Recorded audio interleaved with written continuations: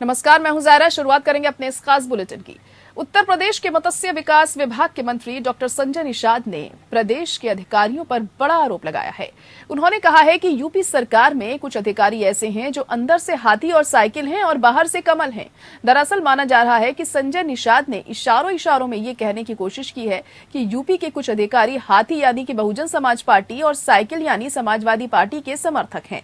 संजय निषाद ने कहा कि ऐसे अधिकारी कहीं न कहीं छिपे रहते हैं जो समय पर अपना चरित्र दर्शाते हैं। उन्होंने कहा कि ऐसे अधिकारियों की वजह से उन जनप्रतिनिधियों को परेशान होना पड़ता है जो सरकार समर्थक हैं। उन्होंने कहा कि ऐसे कुछ अधिकारियों के खिलाफ जांच भी हो रही है। आगे उन्होंने कहा कि हम अपनी ही सरकार पर प्रश्न चिन्ह नहीं खड़ा कर सकते।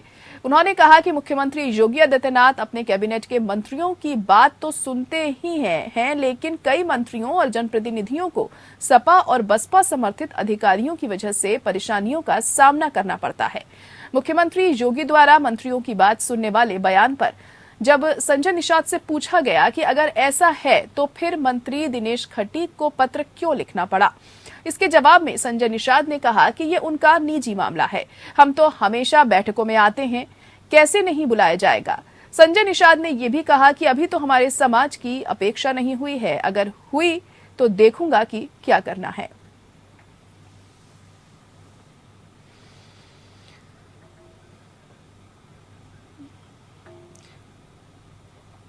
तो अधिकारियों पर जो खटपट है उत्तर प्रदेश में लगातार जारी है और ये हम काफी दिनों से ये देख रहे हैं। ट्रांसफर का मुद्दा कभी उठता है,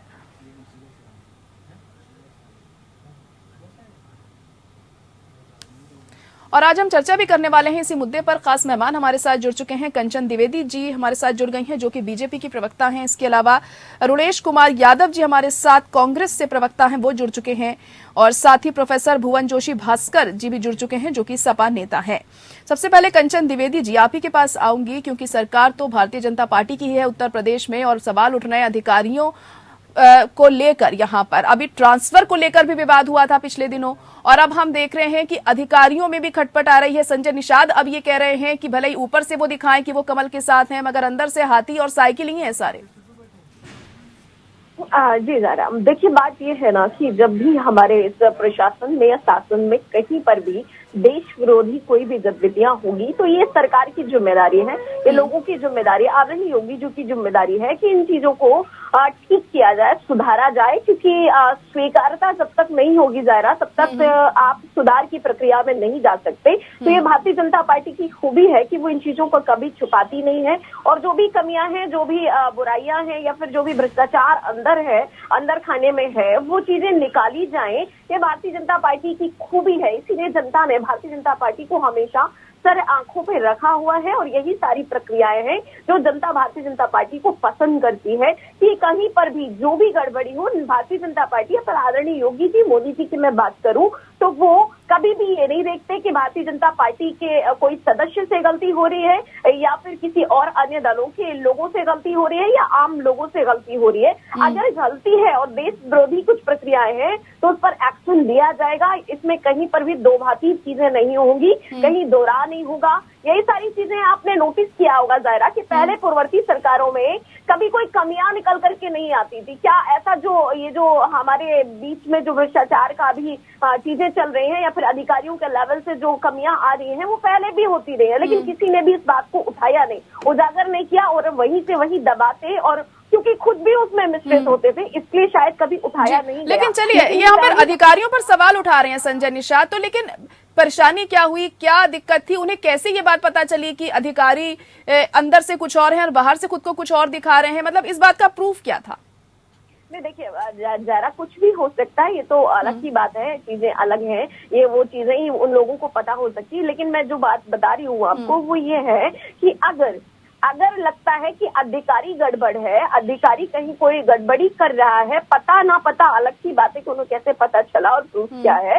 लेकिन इन चीजों के लिए मैं बस इतना ही कह सकती हूँ कि जो मेरी सरकार है वो हर तरीके से टाइट है। बीजेपी कभी भी ये स्वीकार नहीं करेगी कि देश विरोधी या प्रशासन विरोधी या फिर शासन विरोधी कोई भी गतिविधियां हो जो कि देश के लिए और जनता के लिए लांछन की तरह प्रयोग हो सके, कि इसको संभाला जाएगा।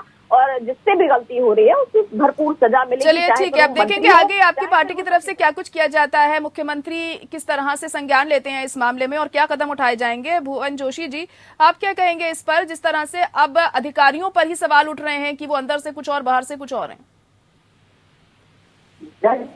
अभी जो योगी सरकार 2.0 जो आई है इसको अभी 4 महीने हुए और इस 4 माह हम देख पा रहे हैं 3 मंत्रियों की हैट्रिक लग चुकी है, जो सरकार के रवैये से, अधिकारियों के रवैये से और अपने ट्रांसफर पोस्टिंग में मंत्रियों को ना पता चलना, मीटिंग में ना बुलाना और एक जो संविधान का अधिकार है, हमारा समानता का अधिकार, जो कि ये देता है कि हम पे धर्म और जाति के आधार पर कोई भेदभाव ना हो, निश्चित तौर पे इस तरह का वातावरण योगी सरकार में पूरा देश और प्रदेश देख पा रहा है। और मैं कह रहा हूँ ये बड़ा चिंता का विषय है, क्योंकि ये बातें हम नहीं उठा रहे, ये बातें उठा रहे इनके ही मंत्री उठा रहे हैं। अगर हम उठाते तो ये कहते कि विपक्षियों की साजिश है, विपक्षियों का काम है, लेकिन हम पा रहे हैं कि सरकार का नियंत्रण ना तो अधिकारियों पे है और मंत्रियों के जो संवैधानिक अधिकार होते हैं, राज्य मंत्रियों के जो संवैधानिक अधिकार होते हैं, जो हमारा संविधान उनको देता है, निश्चित तौर पे उसका भी हनन किया जा रहा है। ये देश और प्रदेश के हित में नहीं है। और जो आज आपने विषय चलाया है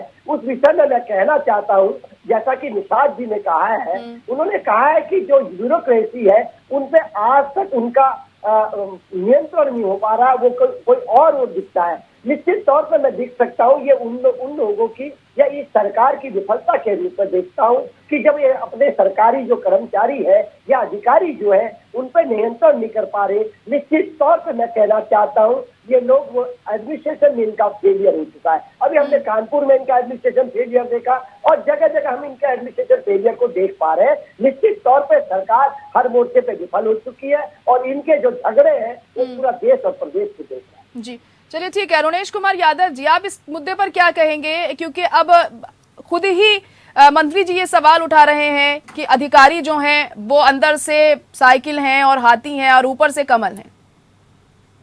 लेकिन मौका देने के लिए धन्यवाद। थोड़ा सा इसमें एक और पॉइंट जोड़ना चाह रहा हूँ।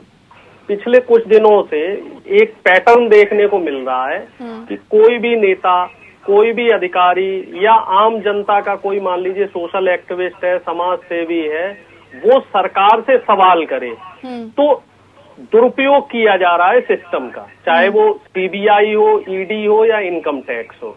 अब कुछ अधिकारी ऐसे हैं जिन्होंने संविधान की शपथ ली है, वो अधिकारी संविधान में विश्वास रखते हैं और वही लोग भारतीय जनता पार्टी के नेताओं, विधायकों और सरकार जो गलत काम उनसे करवाना चाह रहे हैं उनका वो विरोध करते हैं। तो इनके ऊपर आप तमगा लगा रहे हैं, जो भारतीय जनता पार्टी के नेता हैं निषाद जी, वो तमगा लगा रहे हैं कि साहब जो ये पुलिस वाले अधिकारी हैं या प्रशासनिक अधिकारी हैं, ये लोग साइकिल पे बैठे हैं या हाथी पे बैठे हैं, जबकि ऐसा नहीं है।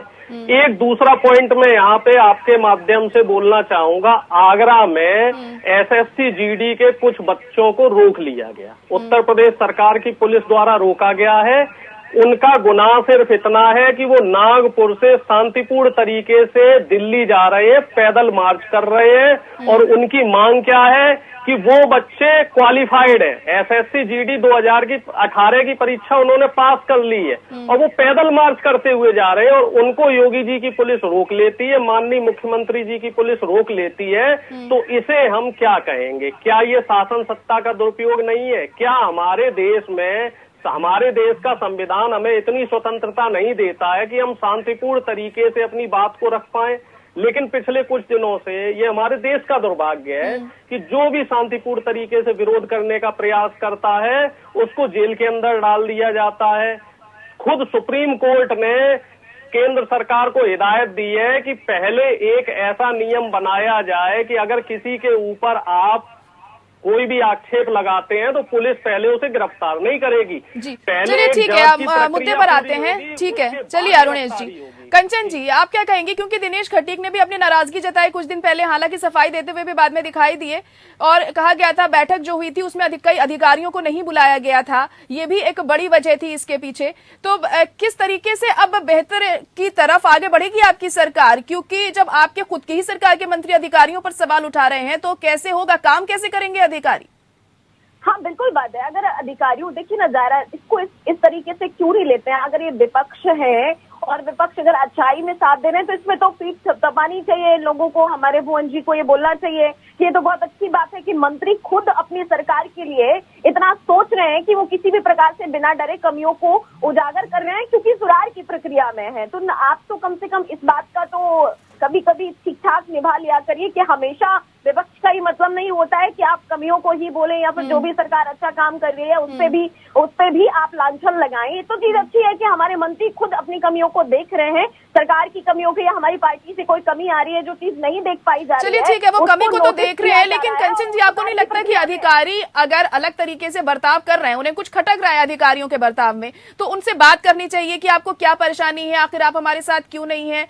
एक मिल बैठकर बात करके उनको अपनी तरफ लेने की कोशिश भी तो कर सकते हैं। ज़ारा, जितने विभागों में कमियां आई हैं या जिस भी अधिकारी के लिए कमी आई है, एक आध तो सचिवों को निकाला जा चुका है, ओएसडी को निकाला जा चुका है। बाकी अगर जब जांच की प्रक्रिया शुरू हो रही है तो फिर इन चीजों पर आपको बहुत ज्यादा संज्ञान लेने की आवश्यकता है कि जब हम लोग इतने गंभीर हैं उस मुद्दे में तो आपको ये कहना ही नहीं चाहिए। हम तो खुद ही चाहते हैं ना हमारा सिस्टम ठीक हो, तो इसीलिए तो इतनी अच्छी जांच बैठाई गई है। हर एक विभाग में जहां पर भी कमी आई है या जहां से अधिकारियों की कमी आ रही है उसमें जांच बिठा ली गई है, उच्च स्तर की जांच बिठा ली गई है। फिर तो ये आप बोलिए मत कि कहीं कोई दिक्कत हो सकती है। हम तो खुद ही चाहते हैं ये सारी सिस्टम ठीक हो, इसलिए इन चीजों पर जांच की जा रही है और मुख्यमंत्री जी खुद इन चीजों को गंभीरता से देख रहे हैं, इसलिए बहुत ही अच्छी बात है। और ये उत्तर प्रदेश के लिए बहुत ही अच्छी बात है कि आदरणीय योगी जी इन चीजों को नोटिस कर रहे हैं, पूर्ववर्ती सरकारों की तरह इसको ढीला ना डालते हुए और इस पर संलिप्त ना होते हुए वो इन चीजों को मिटाना चाहते हैं, क्योंकि भारतीय जनता पार्टी ये चाहती है कि हमारे देश से, हमारे उत्तर प्रदेश से भ्रष्टाचार खत्म हो, क्योंकि हम इसी वेश पर आए हैं और जनता को ये विश्वास हम पर है और हम इस विश्वास पर खरे उतरेंगे। ये हम अभी भी आपको, जनता को विश्वास दिलाते हैं और ये काम पूरा होगा। और भुवन जोशी जी, आप ही के पास अब आऊंगी मैं, क्योंकि इससे पहले कंचन जी ये बात कह रही थी कि अगर हम अपनी कमियां खुद ही दिखा रहे हैं तो इसे पॉजिटिवली लेना चाहिए, हम किसी के ऊपर ठीकरा तो नहीं फोड़ रहे हैं। क्या कहेंगे? कमियों का विषय नहीं है। हमारा जो संविधान है उस संवैधानिक व्यवस्था पर अगर पहुंचती है और हमारे नेता माननीय अखिलेश यादव जी, जैसा सबको पता है उत्तर प्रदेश में इस देश के संविधान और लोकतंत्र को बचाने की लड़ाई लड़ रहे हैं। उस संविधान को बचाने की लड़ाई के अंतर्गत यह आता है, अगर एक मंत्री का समानता का अधिकार, यानी कि किसी का भी जाति कुछ भी हो उसके साथ कोई भेदभाव नहीं होगा, ये अधिकार उनको यहाँ भारत का संविधान देता है। उस पर जब दिक्कत आने लगती है और मंत्रियों को, राज्य मंत्रियों को मीटिंग में नहीं बुलाया जाता, निश्चित तौर एक संवैधानिक व्यवस्था है। अगर एक मुख्यमंत्री सारे विभागों को चला ले तो मेरे को लगता है तो ना तो कैबिनेट मंत्री की जरूरत है ना राज्य मंत्री की जरूरत है। निश्चित तौर पे ये व्यवस्था संविधान बना के देता है। जब उस पर हनन होता है, जब उस पर चोट होता है तो निश्चित तौर पे विपक्ष को दिक्कत होती है और इसी विषय को उठाने का आपके चैनल के माध्यम से हम लोग प्रयास कर रहे हैं। और इसके साथ साथ मैं आपको कहना चाहता हूँ, मंत्री जी ने जो एक विशेष तौर पे जो जल के मंत्री हैं, उन्होंने हमने एक बात बहुत अच्छी बोली थी। उन्होंने ये बोला है कि जो नमामि गंगे डिपार्टमेंट है, वो जो भारतीय जनता पार्टी का एक डिपार्टमेंट बनाया था, वो पूरी भ्रष्टाचार की भेष चढ़ गया है। निश्चित तौर पे प्रदेश और देश को सोचना पड़ रहा है कि अब ये सरकार कैसी चल रही है। जीरो टॉलरेंस की नीति ये कहते हैं, निश्चित तौर पे वो नीति कागजों में दिखाई देती है लेकिन वो जमीन पे उतरती हुई नहीं दिखाई देती। यही हमारी चिंता का विषय है कि मंत्रियों को अगर जो जी कंचन जी, मैं आऊंगी आपके पास, लेकिन अरुणेश जी काफी देर से कुछ कहना चाह रहे थे, ब्रेक पर जाने से पहले वो अपनी बात रख सकते हैं। अरुणेश जी।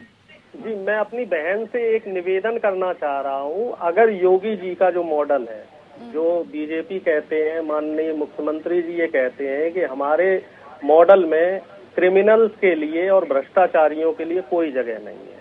ठीक, पूरी दुनिया ने देखा अजय मिश्रा टैनी का जो बेटा है उसने क्या किया, लेकिन अभी तक उसके ऊपर कोई कार्रवाई नहीं हुई, कार्रवाई लंबित है। आदरणीय बहन से निवेदन करूंगा कि उस पर प्रकाश डालें। इसके अलावा ललितपुर में एक नाबालिग बेटी के साथ पुलिस का जो एक कर्मचारी था, थाना अध्यक्ष था, वो दुष्कर्म करता है, अभी उसके ऊपर कोई कार्रवाई नहीं हुई। हम इंतजार करेंगे उसके घर पे बुलडोजर कब चले। चंदौली में निशा यादव बेटी की रहस्यमयी परिस्थितियों में मौत हो जाती है और पोस्टमार्टम रिपोर्ट में ये जाहिर होता है कि उसकी गला दबाने से मृत्यु हुई है और 10 से 15 पुलिस वाले उस समय उस घर में थे, तो उसकी निष्पक्ष जांच कब होगी और दोषी पुलिस वालों पे कार्रवाई कब होगी। और इस तरह की मैं तमाम घटनाएं गिना सकता हूं जिसमें पुलिस प्रशासन और शासन व्यवस्था पे कहीं ना कहीं सवालिया निशान खड़े हुए हैं। चलिए ठीक है। दूसरा एक जो सवाल, बस एक सवाल और है कि एसएससी जीडी के जिन छात्रों को आपने आगरा में रोक रखा है उन्हें दिल्ली कब आने दिया जाएगा, उन बच्चों को कब रिहा किया जाएगा और कब उन बच्चों को जो पैदल यात्रा कर रहे हैं उनको कब सपोर्ट किया जाएगा। कायदे में तो शासन प्रशासन को उन्हें खाने पीने की व्यवस्था करनी चाहिए, वो युवा है हमारे देश का भविष्य। जवाब ले लेते हैं, समय की भी देखिए कमी होती है। बात कर रहे हैं। कंचन जी, सवाल तो काफी पूछ लिए गए आपसे, अब जवाब दे दीजिए, क्या कहना चाहेंगी? देखिए, जो भी बात है उन्होंने कही, जो भी बातें कही मैं सुन पा रही थी। जो रही बात हमारे यहाँ की देश की बेटियों के लिए, तो मुझे लगता है कि ये बात देश की बेटियों से लेकर के महिलाओं से लेकर के सभी को पता है कि उत्तर प्रदेश के माननीय मुख्यमंत्री जी और आदरणीय मोदी जी भी इन बातों को बहुत संगीन लेते हैं, इसमें कहीं कोई दो राह नहीं है। इस बात से आज में समझ में आना चाहिए कि जो एक पिछले एकदम पिछड़े जात से लाइन से जो एक महिला आती थी उनको आज सर्वोच्च पद पर बिठाला गया भारतीय जनता पार्टी की तरफ से। ये पहली दफा हुआ है, तो इस बात से तो हमें ये संज्ञान लेना चाहिए कि भारतीय जनता पार्टी महिलाओं को लेकर के कितनी ज्यादा गंभीर रहती है। और मुझे लगता है कि ये बात आपको पता भी होगा, आप भले ही मुझसे प्रश्न कर रहे हैं लेकिन आप ये भी जानते होंगे, क्योंकि आपने अगर इस केस को खंगाला है तो जिस बेटी की आप चर्चा कर रहे हैं, जहां पर पुलिस कर्मियों के द्वारा जहां वो थी और वो गला घोट करके जो हत्या हुई है या फिर आत्महत्या हुई है, उस बारे में जांच चल रही है, क्योंकि जांच की बहुत गंभीरतम प्रक्रिया है और उसमें जांच चल रही है। और जांच की थ्रू जो चीजें होती हैं उसमें उच्चतम जांच चल रही होगी, ऐसा मैं बिल्कुल नहीं मान सकती। कहीं से कोई दोरा होगा, क्योंकि मुख्यमंत्री जी इन चीजों पर ढीला बिल्कुल भी नहीं डालते और वो खुद संज्ञान लेते हैं इन सारी चीजों का। और आपने एक आध चीजों को और भी गिनवाया, तो मैं बिल्कुल विश्वास के साथ कह सकती हूँ कि वहां पर भी कोई ढीला नहीं दिया जा रहा है। और मुझे लगता है कि इन चलिए ठीक है, आप कह रही हैं कि अच्छी तरीके से कार्रवाई की जा रही है और नरेंद्र मोदी और योगी जी लगातार कोशिश करते हैं महिलाओं को अहम स्थान दिया जाए और उनकी तरफ से कार्रवाई की जाती रही है। लेकिन मुद्दा हमारा यह है, अधिकारियों को लेकर आज हम बात कर रहे हैं कंचन जी। तो ये जो अधिकारियों को लेकर खटपट चल रही है उत्तर प्रदेश में, इसे कैसे निपटारा इसका किया जाएगा, ऐसे में क्या कुछ कदम उठाए जा सकते हैं? खबर ये भी आ रही है कि जो मुख्यमंत्री हैं और डिप्टी सीएम भी आज दिल्ली भी पहुंच रहे हैं, आला कमान से मुलाकात करेंगे, तो इंटरफेयर करना पड़ रहा है आला कमान को इस मैटर को सुलझाने के लिए, क्या लग रहा है? जरा देखिए, आपको मालूम होगा कि भारतीय जनता पार्टी किसी से द्वेष नहीं रखती। अगर किसी की भी कमी है तो उसे बख्शती नहीं। अगर हमारे मंत्री की भी कमी हो रही है, अधिकारी तो छोड़िए, मंत्री की भी कमी हो रही है, तो मैं कल परसों की बात बताऊं, आदरणीय योगी जी ने एक मंत्री से मिलने से मना कर दिया और उनसे बहुत नाराज है। तो ये सारी चीजें ठीक, उन सारी चीजों पर बहुत संगीन ध्यान दिया जाता है और वो ध्यान देते हैं इस बात के लिए। तो ऐसा मैं बिल्कुल नहीं कह सकती हूँ कि वो मंत्रियों को छोड़ देंगे या अधिकारियों को छोड़ देंगे या फिर ओएसडीओ को छोड़ देंगे, नहीं। जिसकी भी फॉल्ट होगी ये जांच की प्रक्रिया के तहत है, इसके बाद ही सारी चीजें, क्योंकि छोटी मोटी बात नहीं है, 3 विभाग की बात है और बड़े बड़े मंत्रियों की बात है और बड़े उच्च अधिकारियों की बात है, इसलिए इसको जांच की प्रक्रिया के तहत ही छोड़ा जाएगा। उच्चतम जांच हो रही है, इसके लिए आपको प्रतीक्षा की आवश्यकता है, क्योंकि ये भारतीय जनता पार्टी को भी प्रतीक्षा है इस बात की कि कब ये जांच पूरी हो और कब किसकी जो फॉल्ट है उससे कि हमारी भारतीय जनता पार्टी की जो रिपुटेशन है वो भी खराब ना हो और सिस्टम भी ठीक हो। ये आदरणीय योगी जी चाहते हैं और मनसा भी यही है और ये पूर्ण होगा। चलिए ठीक है, प्रतीक्षा करनी पड़ेगी, जांच में क्या कुछ निकलकर सामने आता है। अरुणेश जी कहिए, क्या कहना चाह रहे थे आप? मैं अपनी आदरणीय बहन से निवेदन करना चाह रहा था, जो ललितपुर वाली घटना है उसमें पर्याप्त साक्ष्य है, तो उस पर अतिशीघ्र कार्रवाई क्यों नहीं हो रही है?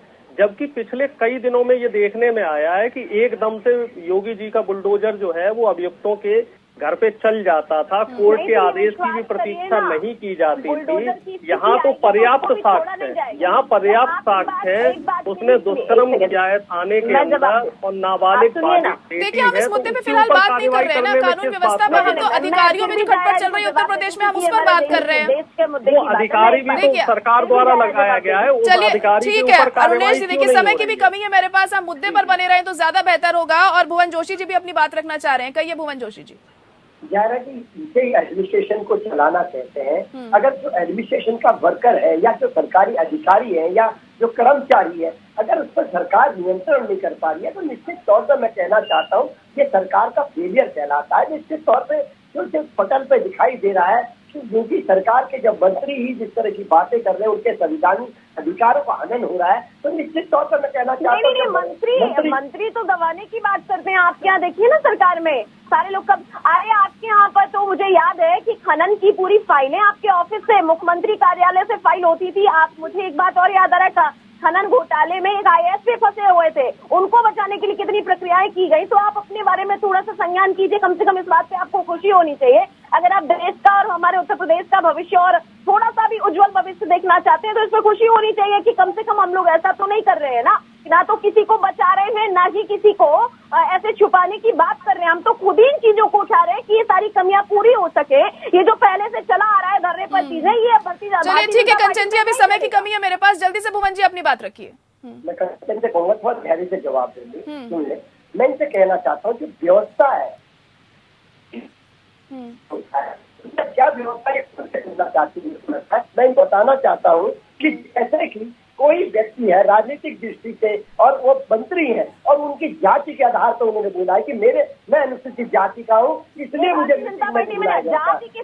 मैं अभी आज का प्रमाण दे देती हूँ आपको। आदरणीय मुर्मू जी को कहाँ बिठा दिया गया है मालूम है? देश का प्रथम नागरिक बनाया गया। कैसी बात कर रहे हैं? कम से कम आज की बात मत करिए। चलिए ठीक है, देखिए आरोप प्रत्यारोप तो आप लोगों का यूं ही चलता रहेगा, लेकिन फिलहाल अभी समय गवाही नहीं दे रहा है इस प्रोग्राम को आगे बढ़ाने के लिए। बहुत शुक्रिया आप सभी का हमारे साथ जुड़ने के लिए इस खास पेशकश में। तो अधिकारियों में खटपट लगातार जारी है उत्तर प्रदेश में, और आज मुख्यमंत्री और उप मुख्यमंत्री सभी ये पहुंच रहे हैं दिल्ली में, आला कमान से मुलाकात करेंगे और देखना होगा इस मुलाकात में क्या कुछ होता है, क्योंकि यही बताया जा रहा है जो लगातार उत्तर प्रदेश में हम देख रहे हैं अधिकारियों को लेकर बवाल चल रहा है, इस पर चर्चा हो सकती है खास तौर पर। इसी के साथ बुलेटिन में इतना ही, मुझे दीजिए इजाजत, नमस्कार।